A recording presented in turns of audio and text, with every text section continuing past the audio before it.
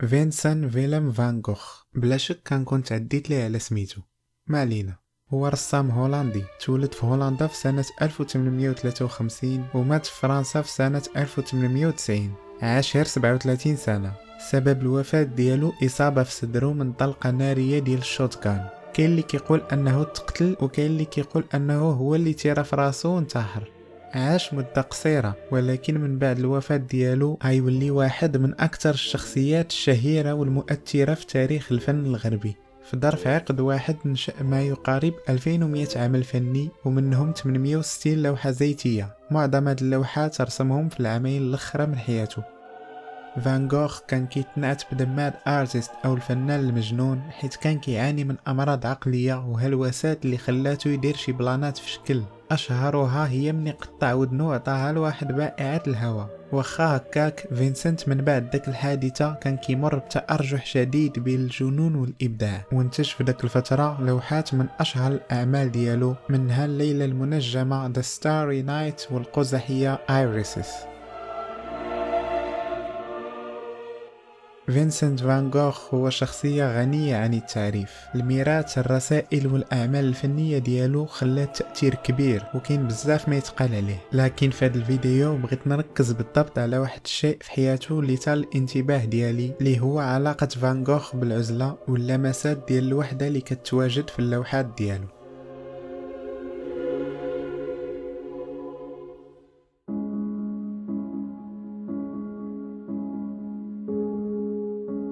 غرفة ما فيها حتى حد، ضيقة ومزاحمة، الأرضية ديالها مكشوفة وما فيهاش شي زربية ومؤتتة بشكل ضئيل. واش عمر شي غرفة خاوية عطات إحساس ديال الجذب بحال اللي كتعرض عليك تخليها بحال هادي؟ هاد اللوحة سميتها The Bedroom، رسمها فان غوخ في سنة 1889. فيها غرفة النوم ديالو اللي كاينة في المنزل الأصفر اللي كيتواجد في المدينة الفرنسية أغل، اللي عاش فيها في سنة 1888 و 89. هاد اللوحة مني كتشوفها كتحس بها كتجذبك. طبعا الالوان المبهجة اللي اختار الفنان عندها دور كبير في هاد الانجذاب. فان غوخ كان كتب لخوه تيو في رسالة على البهجة اللي خدامني كان يختار الالوان من لوحة الالوان هذا الرسمة. الحيوط باللون البنفسجي الأرجواني، الكراسة والطبلة الناموسية بالكروم الأصفر، الغطاء الأحمر الدموي والطبلة باللون البرتقالي. إذا بان أنه راه زاد فيه في شدة الألوان فهذا ببساطة حيتاش الألوان تلاشات ودبلات شوية مع مرور الزمان. بالنسبة لفان غوخ، هاد الصورة دبيت النعاس ديالو كترمز للراحة. كان فرحان واحد الفترة وجيزة في هاد المكان، والرسمة ديالو كتعكس داك السعادة. ولكن الفراغ ديال الغرفة كيدل أيضا على واحد العزلة عميقة. الفنان بوحده هو والأفكار ديالو. بهاد اللوحة كيعرض عليك العالم الداخلي ديالو، ولكن بشكل غير مباشر كيشارك معاك الوحدة ديالو، حيث العزلة كانت هي موضوعه الدائم.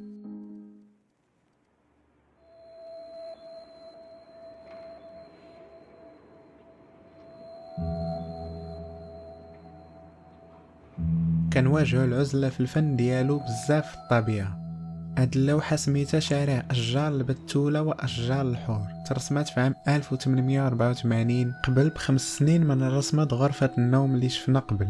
في هاد اللوحة كنشوفو من الوراء واحد المرأة بوحدة لابسة عليها شال وكتمشى في شارع عامر بأشجار البتولة والحور. بعض الأشجار منهم مصابة بتلوث قطعوا لها الأغصان العلوية ديالها باش يعاونوها تعاود تنمو. المرأة مع دايرين بها الأشجار ما كتبانش واضحة مزيان. هاد الرسمة فان غوخ انسبيرات من قصيدة كتوصف واحد الأرملة دايرة حداد على موت الزوج ديالها وكتمشى في ممر عامر بالأشجار الشاهقة والطويلة. لكن ما محتاجينش نعرفوا هاد المعلومة باش نحسوا بالمزاج الكئيب دهاد اللوحة. في رسم مظلم بحال هذا صعيب يبان لك ان الموضوع ديالو راه يكون شي حاجة مشرقة. معزولة بين الأشجار وراقصة في الطريق، الشكل ديال المرأة كيبان غادي اتجاه ديك الفتحة البيضاء فين كيتلاقاو الأشجار في آخر الطريق. من وسط الحزن ديالها فان غوخ كيتخيل أنه راه كاين واحد الطريق إلى الأمام، بلا راه فعلا كاين ضوء في نهاية النفق.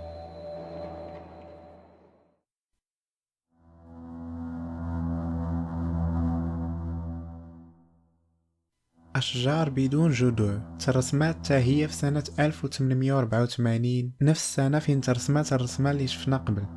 بالنسبة لفان غوخ الطبيعة بشكل عام وخاصة الأشجار كيبانوا حيين وحيويين. كتب في واحدة من الرسائل اللي صيفط لخوه: مرة كنحتاج نرسم المناظر الطبيعية بحال ما كنحتاج نتمشى باش ننتعش ويضربني البرد. الأشجار على سبيل المثال كنشوف فيها التعبير والروح.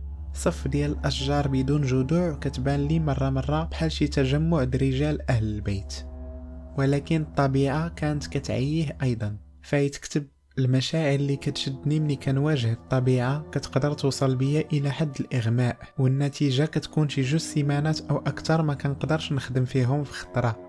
لوحة أخرى فيها أشجار بدون جذوع كتواجد في الجلدة الأب ديالو، أرسمها بالقلم والحبر تاهي في سنة 1884. كتب فيها: كتلقي الشمس اللامعة الوجه ديالها الدافئ على العديد من هاد الكائنات الخالية من الأوراق اللي هزة دراعها للسما بحال اللي راها كتصلي.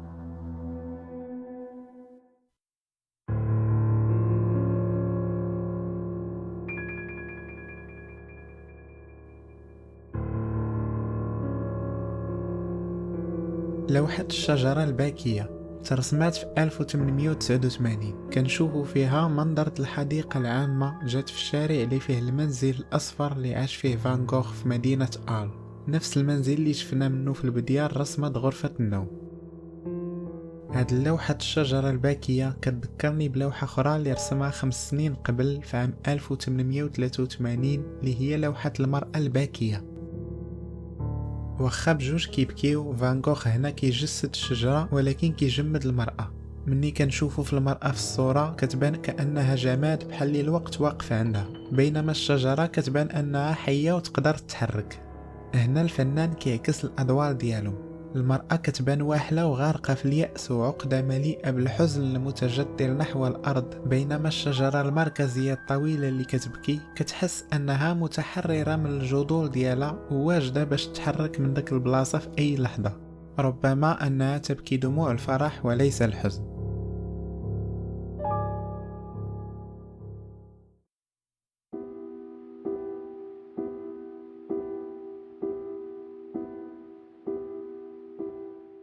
حديقة الشاعر ترسمات في 1888. في هذه اللوحة كنقدروا نشوفوا على اليمين نفس الشجرة الباكية اللي شفنا في اللوحة اللي رسمها دي عام قبل، اللي تا هي جات في الحديقة العامة اللي حدا المنزل الأصفر في مدينة آرل. هنا كنشوفوا نصف دائرة من الأشجار والشجيرات دايرين على المركز الترحيبي ديال هاد الرسمة، وكيبانوا بحال شي عائلة مجموعين وجالسين في الصالون، كتبان عليهم بحال اللي كيتسناو فينا نضموا ليهم في هاد المكان السعيد. وهاد الإحساس ماشي صدفة، فان غوغ رسم هاد الحديقة على قبل واحد البيت كيطلع عليها كاين تا هو في المنزل الأصفر، حيت كان كيتمنى لو يسكن فيه صاحبه الرسام بول غوغين اللي هو الشاعر اللي تسمت عليه هاد اللوحة حديقة الشاعر. تألق هاد الحديقة بطونين الحياة والبهجة تا هي كتعرض عليك وكتعطي نفس داك الإحساس ديال الجد اللي كتعطيه لوحة غرفة النوم اللي شفنا في البداية. وبهذا كنكونوا ضربنا دورة كاملة ورجعنا لغرفة النوم اللي هي الين ديال لياند حديقة الشاعر. الغرفة جات من داخل والحديقة منظر طبيعي كاين برا، لكن بجوجهم جوج أوجه من نفس القطعة. بالنسبة ليه مساحة خالية من الناس، سواء كانت غرفة نوم ولا حديقة، كتعترف بالوجود ديالنا من خلال الغياب ديالنا.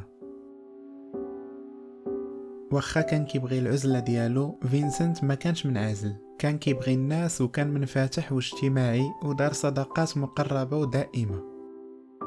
في سنة 1889 من بعد ما دار اللجوء بالإرادة ديالو في سان ريمي دو بروفونس في فرنسا، فان غوغ كتب لختو في رسالة: دابا شهرين ما خرجت من بيتي، ما عرفتش علاش. الشعور بالوحدة كيشدني في الحقول ديالو بطريقة مخيفة لدرجة كنتردد نخرج، لكن مع الوقت غيتبدل هادشي. كنحس بالحياة غير ملي كنكون قدام اللوح كنرسم. فينسنت فيلم فان غوغ واخا في الحزن ديالو ولو بشكل قليل شاف ضوء في نهاية النفق، واخا في العزلة ديالو استمد الراحة من اللوحات اللي كان يرسم اللي غارقة في الألوان وكتعوم في الضوء ومليئة بالرحمة، الحضور والحياة.